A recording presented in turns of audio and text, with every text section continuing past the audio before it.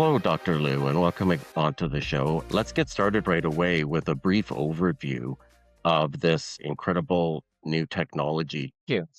Pleasure to be here. I'll just give a little bit of background information. I am a physician at Stanford, focused on cancer therapy and specifically on advanced radiotherapy for lung cancer. So, lung cancer is my clinical specialty. And I'm also a research scientist running a research lab investigating new biology of advanced radiotherapy techniques. And so I think people realize that cancer is an incredibly prevalent disease. In fact, it's become now the number one or number two global killer and loss of life around the world. And I think most people know something about surgery as being a treatment option for cancer, chemotherapy as being a treatment for cancer. I think what most people don't realize is that radiation therapy or radiotherapy is actually beneficial for about two-thirds of all patients with cancer. And in many cases, it is with the potential, at least, of curing the cancer. And a cure is a word that we don't often use in the context of cancer, but it's a very important one because many patients with cancer are curable and are cured, but obviously we need to do much better. And so I think that's part of the question.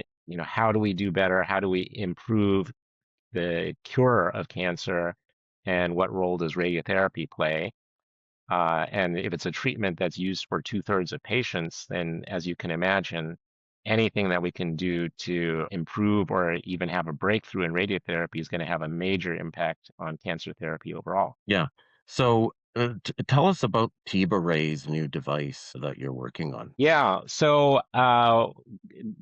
TibaRay is a startup company that is bringing to clinical reality technology that came out of a fundamental research program that started in Stanford University and SLAC National Accelerator Lab. And the problem that we were trying to solve was improving the precision of radiotherapy. So radiotherapy has over the years become a very precise targeted therapy for cancer. We can focus the dose on a tumor, actually shape and sculpt that dose in 3 dimensions around a tumor and reduce the spillage of that treatment to the surrounding organs. And that's allowed us to make some very important advances. But there's still limitations to the precision. So one important one is that every part of the body moves all the time. And when you're trying to do very precise treatment down to the millimeter scale, we're talking about precision sharpshooting at moving targets. And tumors move everywhere in the body. And so, for example, a tumor in the lung, as you breathe, this tumor is moving. And so one of the ways to ensure that we don't miss is that we have to treat a larger area just to make sure that we cover the motion. But of course, that's not the type of precision that we want. The larger the area that we treat, the more collateral damage we can cause. And so that's one of the problems that we were trying to solve. And that the fundamental reason for that problem is that the time it takes to give one of these doses of radiotherapy is on the scale of minutes, and of course the body is moving during that time, and so we always have to adapt for that. But the question that we asked was, well, what if we could flip the equation around, right? Does the treatment have to take so long? What if it could be fast enough, say in a fraction of a second, that all the motion in the body is basically frozen during the treatment?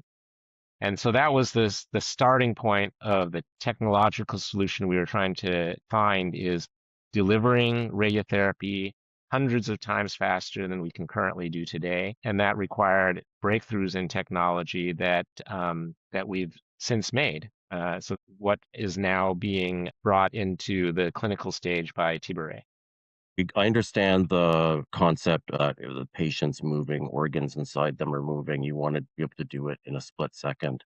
But tell us about this flash phenomenon. Yeah, it's a great question. When we first started this to solve that technical problem of movement in the body and movement of tumors, so we call that motion management, it turns out that shortly after we kind of embarked on this technical program, a very surprising scientific finding was reported by the Curie Institute in France. And what they found was that in mice, if you treat tumors and the associated normal organs with radiation much, much faster than we can currently do in the clinic, the surprising thing was that the collateral damage to the normal organs for the same dose was reduced with what they called flash, this very fast treatment, compared to the conventional slower radiotherapy. And even though the damage to the normal organs was less, the killing of the tumors was not compromised. And so we refer to that as therapeutic index. It's the balance between tumor killing and collateral damage to normal organs that is the essential balance for any cancer therapy to accomplish to be successful. And so when we saw that initial scientific finding, that dovetailed perfectly with the technical solution we were trying to create. That created a whole new dimension. The research lab that I run at Stanford, switched gears completely to focus on studying the biology of that, while in parallel, we were working with Sami Tantawi, who's the world expert in accelerator science, to develop this new technology to produce the treatment much, much faster. I understand that experiments that have been done on mice and some other animals, that even with brain cancer, they did a test, and when using flash, there was no impact on memory, and so you actually have some real proof there that you're not causing biological damage. You're killing the cancer, but because you're doing it in a split second, you're not harming the healthy tissue. Have you made any progress in explaining why that is? Yeah, yeah. So that was actually one of the first experiments and observations that we had here in our lab at Stanford. It was exactly that. In the clinic, many patients, for various reasons, require radiation to tumors in the brain, and one of the most important side effects of that treatment is impact on the memory functioning of these patients. So that's a known effect that is one of the pitfalls of our treatments. And so it was also known that the same thing can happen in mice, that if the mice receive radiation to the brain, we can do memory testing on these mice and find that their memory is affected. And the surprising finding, which was corroborating the initial reports from France, was that if you give the same dose of radiation to the brain in a fraction of a second, the memory function of these mice actually turned out to be essentially about the same as mice who never had any radiation, whereas those that got the conventional slower radiation clearly had memory loss. So that was a critical finding. And the question is why? And that's something that is a very active area of research, but we see many clues. So one of the contributors to this poor memory function is suppression of new nerve cells being formed in the memory center of the brain called the hippocampus. And that suppression appears to be caused by inflammation that's triggered by the radiation. So we call it neuroinflammation. And what we see is that neuroinflammation is quite severe in brains that have received a high dose of radiation, the conventional radiation. But with flash, we still see some inflammation, and it's not magic, but it's much less. So for the same dose, it causes less inflammation, less suppression of new nerve cells in the memory center forming, and those are some of the key features that we see. And with lungs, you've been able to measure with CT scanning that you have visibly less scarring or no scarring. Is that Yep, is that that's right? correct. And scarring is one of the main mechanisms that late side effects from radiotherapy are caused. So whether it's in the lung or in other tissues, heart, the liver, the intestines, the skin, Scarring is a very universal phenomenon that causes loss of function of these different organs, and it is also connected with inflammation. And what we see is that with flash in many of these different organ systems where it's been studied, it produces less scarring, weeks and months down the line. Can you tell us what we're looking at here? Yeah, absolutely. So the video that you're seeing is the current state of the art. It's actually currently the fastest treatment in the world using a conventional but very high-end medical linear accelerator. You can see the machine is rotating around the patient. That brings beams from many different directions, all aimed at the tumor. And that produces this focusing effect where it's a high dose on the tumor and much lower doses to the surrounding area. But what's also evident is that it takes time to deliver.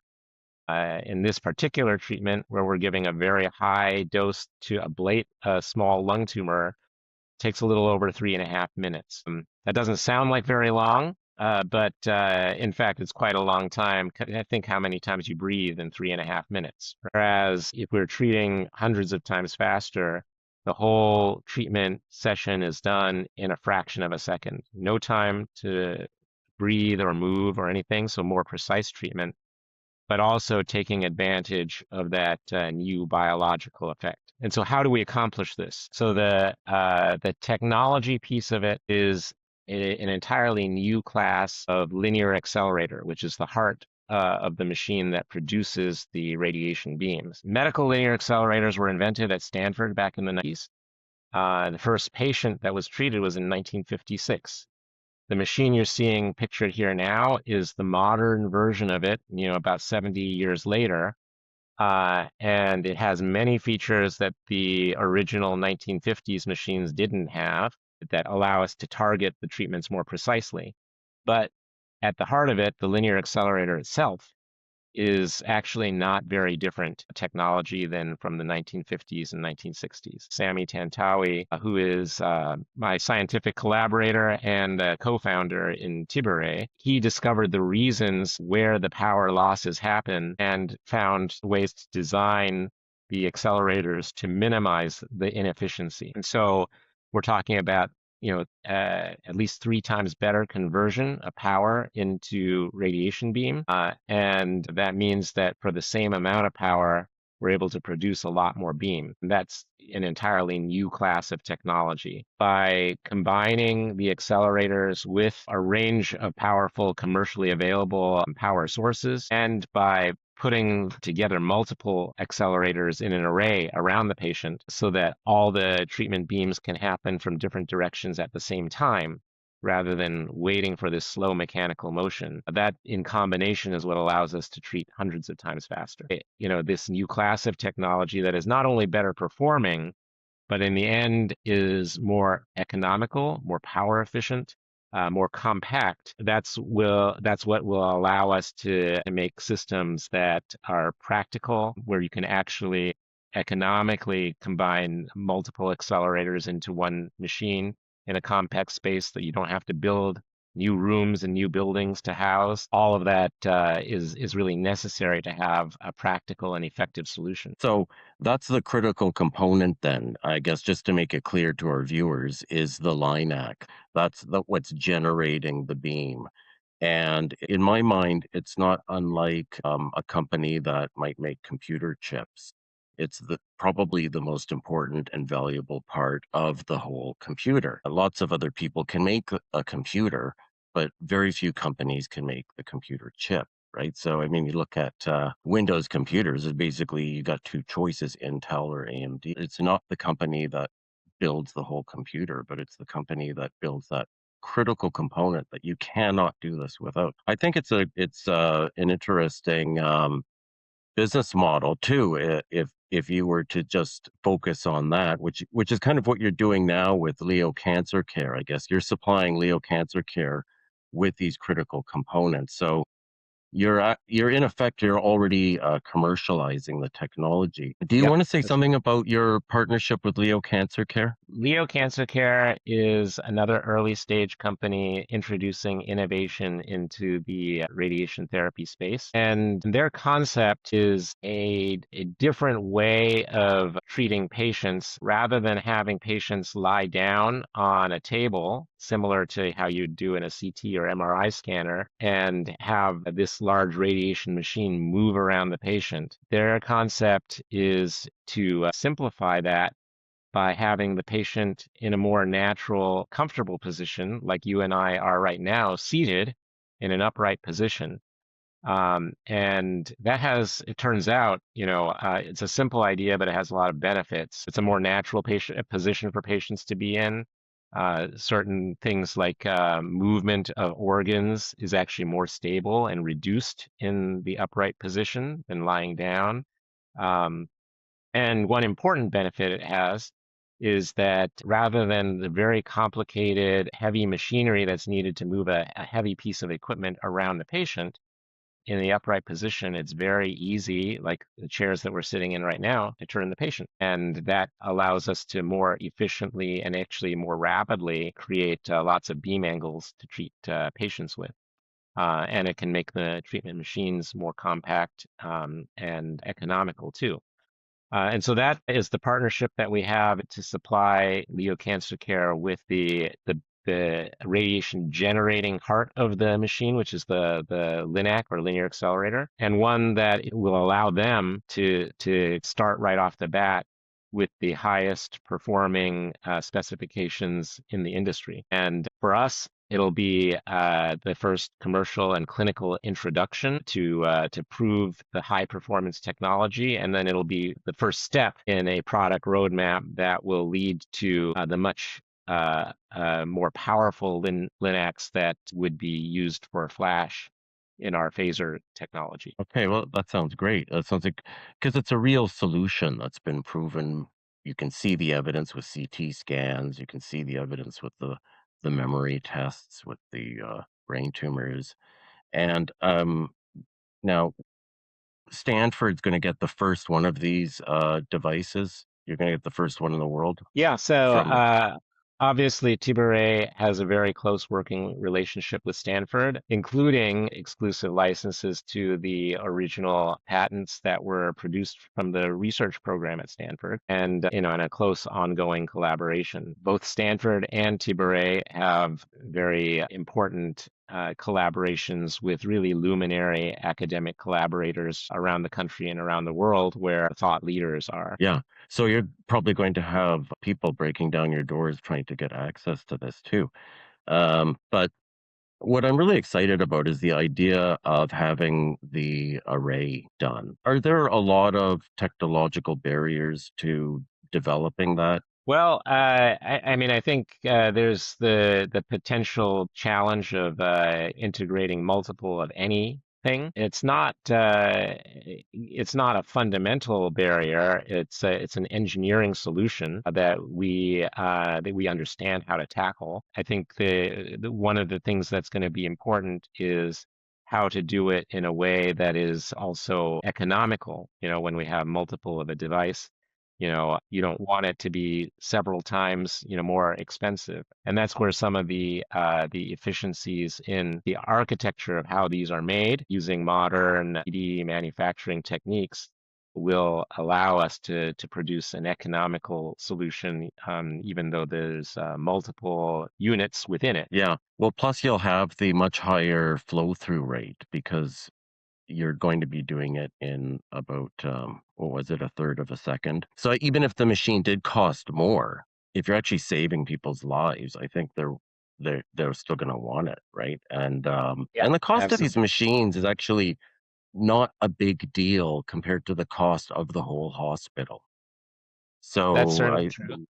so you got to measure the outcomes, right? Like it's almost like a marginal expense when you look at, say, the annual budget of a big university hospital like Stanford. I, you know, so I think it's manageable. Because People focus on, yes, there's a piece of equipment that seems expensive. But the fact of the matter is that if you look at overall expenditures for cancer care, which around the world are now in the range of about $300 billion every year, At least, yeah. and you look at the impact that radiotherapy has, where, like I said, about, 60% or more of patients benefit from radiotherapy. You'd think that 60% of the cost is going to radiotherapy. It's not. It's actually less than 3%.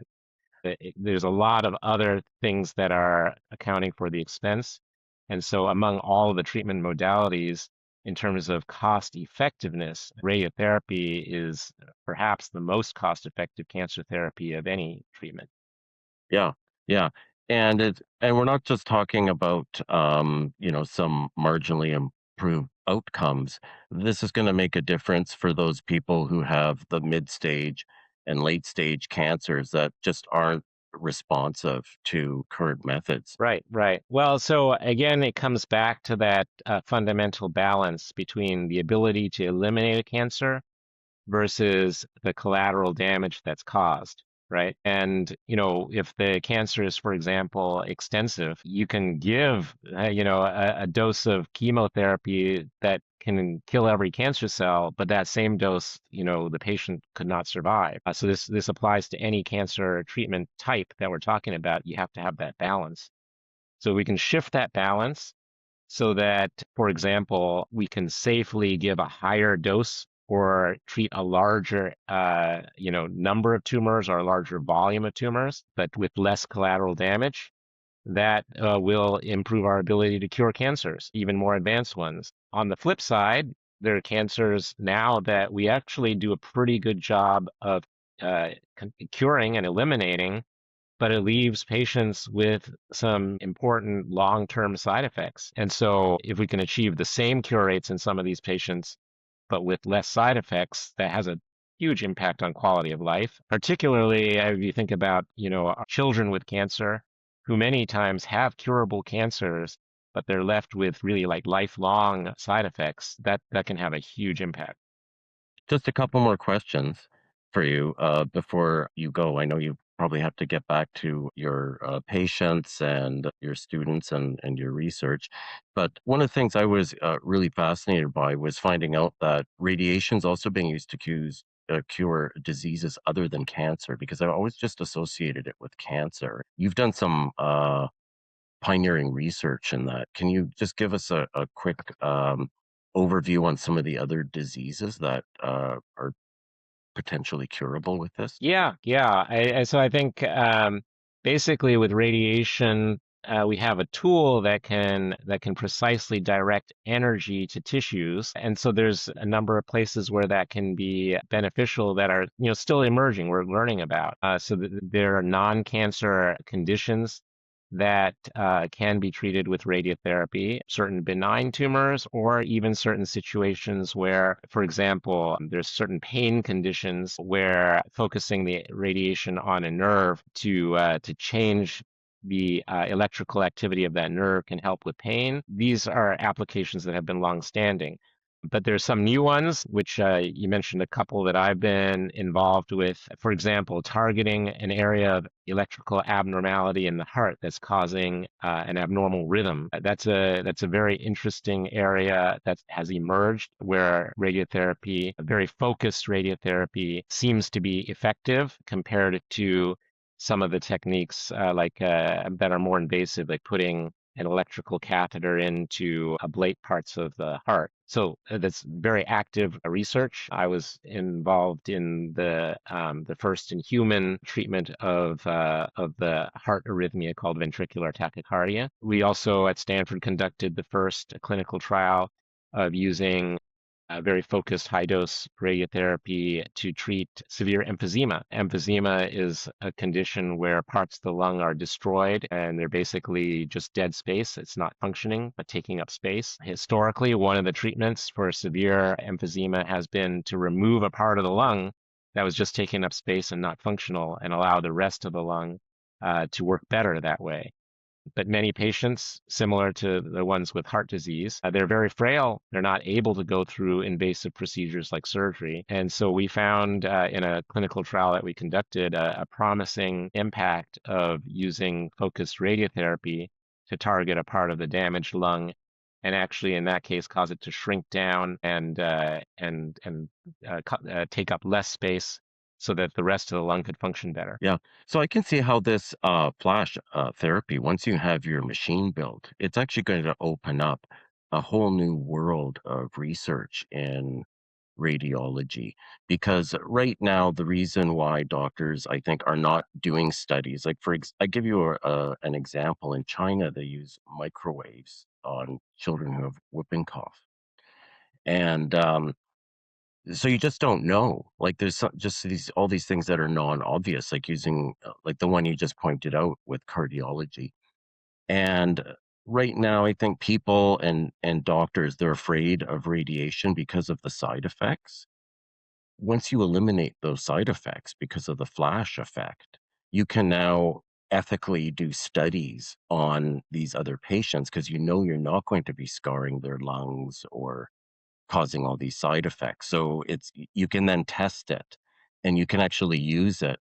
There's a whole bunch of other diseases that might be chronic diseases, but they're not necessarily fatal.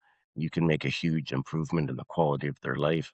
So I think it's a really exciting possibility. What kind of areas are you thinking this could have an impact on besides cardiology? I think there's actually a huge range of areas that are being investigated already to some degree in different parts of the body, different diseases. And again, all having to do with in what situations could there be a benefit to targeting, like precisely targeting energy to a particular part of the body to achieve a beneficial effect. So there's actually a huge host of conditions like that. Uh, we mentioned just a couple of them. And what's being investigated now is that spatial precision, being able to focus much more sharply than in the past that we've been able to. And that's what makes it possible to do. I think the new opportunity is the biological benefit of flash may come into play for a lot of these situations. And so I think basically the groundwork is already being laid with more conventional speed, but very focused radiation. Adding that ultra rapid piece to it, I think opens up new horizons. Well, it's fantastic. I just want to thank you again for coming on and sharing all of that with us.